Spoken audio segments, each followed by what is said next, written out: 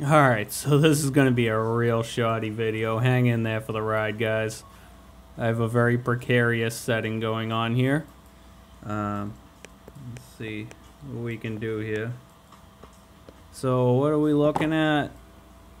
We are looking at this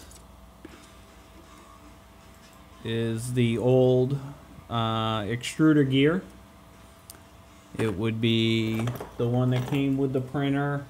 I don't even know what they call it, a cog gear? I don't friggin' know. But it's a big flat gear and it grinds the shit out of your filament. Now this is where it might go wonky here. I'm going to try to rotate it so you see the actual gouges that it makes. Oh, there it is. Okay. I don't want to move it yet. You see how deep these teeth bite into there? I don't have anything fine to point, but all of these little notches here, those are going to get caught in everything. You know, just imagine going through the rough part of one of these, you know. I had the guide helped some, but if I could get a shot down the throat, you could see that it's still not, yeah, you can kind of see in the shadows there, it's not perfect. There's plenty of lips to catch. And that goes with the Bowden tube. You know, it's going to grind away at the inside of the Bowden tube after a while. It's going to go into the hot end. It's going to catch the nozzle, the actual hot end nozzle. You know, just imagine one of those just nicking the edge of, you know, where it makes the transition into the brass. So here's what I got. Here is the new one. If I can do this without screwing up everything. There we go. Here's the new one. Now, let's see if I can rotate it. Rotating it would be the best. Okay, stop right about there. Yeah, I'm not really going to be able to get some focusing going on here. It's minimal. I mean, comparing the two, it's minimal. It's grabbing more on each rotation, but it's biting in less. And it's kind of hugging the shape more. The theory is that this is going to go smoother. Now, where did this come from? Well, I have, oh, here it is. Here's the old one.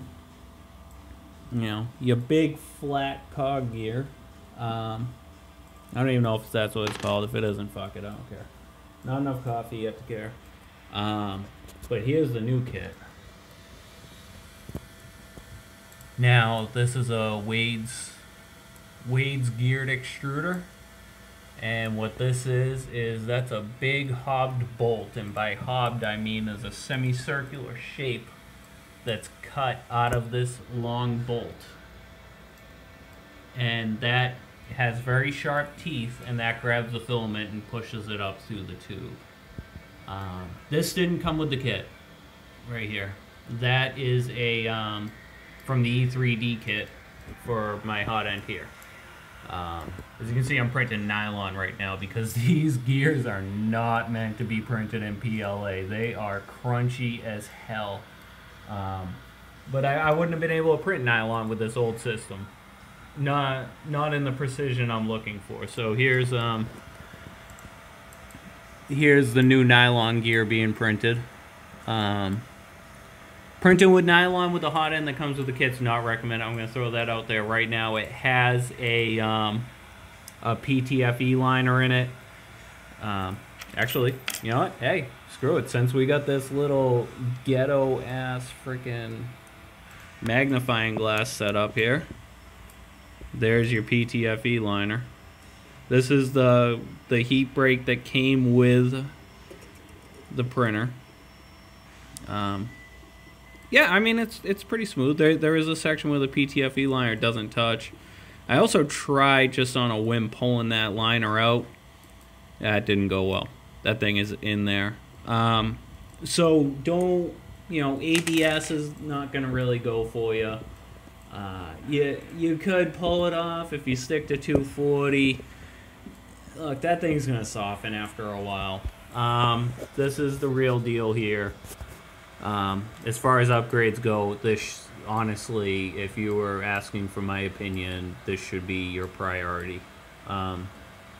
You can go cheap on some things and you can't go cheap on other things. This is one of those things you can't go cheap on.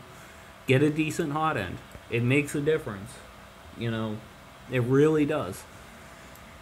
So I'm rambling now. Back to the Wade's gear.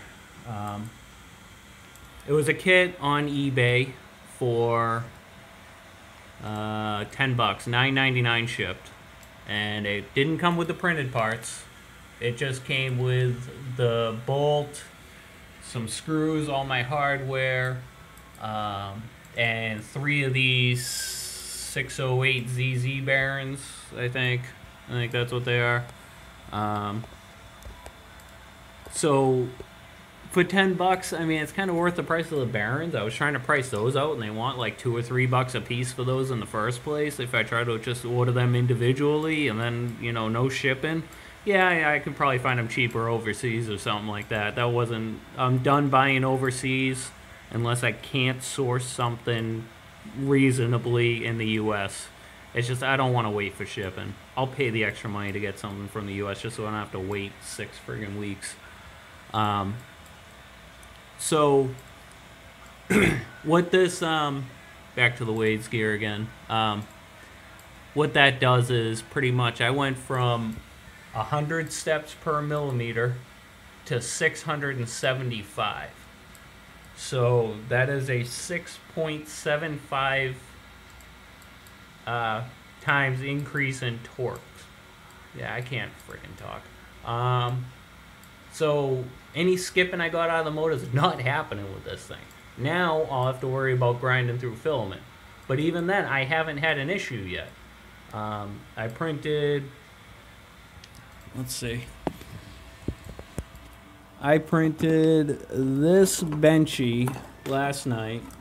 I didn't set any of my settings right for it. I had it set up for structural for those gears, and I just hit print. I just sliced it up in Cura. I didn't change any of my settings. But this is at 0.12 layer height. And yeah, it's stringy. But the thing came out pretty much flawless, considering I didn't set it up for fine detail.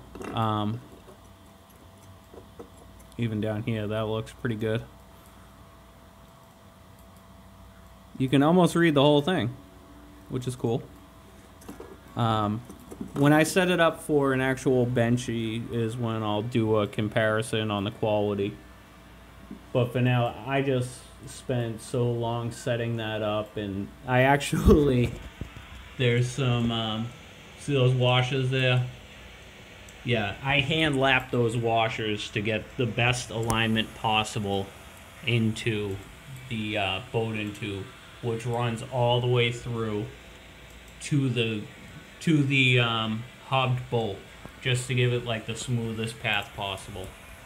So that it probably took me an hour and 20 minutes of gently filing washers down until I got what I consider to be the perfect alignment. It's little things like that that make a difference. It really is, you know. Printed parts will get you so close. Sometimes you just got to go by hand for the rest of it. So I'm gonna put a link to this this Wade's kit, because I mean, for $10, it's not a bad price, and if you're having motor skipping issues, you're not gonna with this. I got to turn my amperage way down on. I cut it by like 30% to the motor, which is good. You know, you're gonna run cooler, you're gonna run longer. It's pretty much worth it. If you have to message him on eBay, and he'll send you the STL for the actual printed parts. But the shipping was fast, it was dirt cheap, and so far, as you can see, it's definitely going to make a difference, and I'm liking it. So that's it for now. I'll try to keep it under 10 minutes. Everybody have a great friggin' day.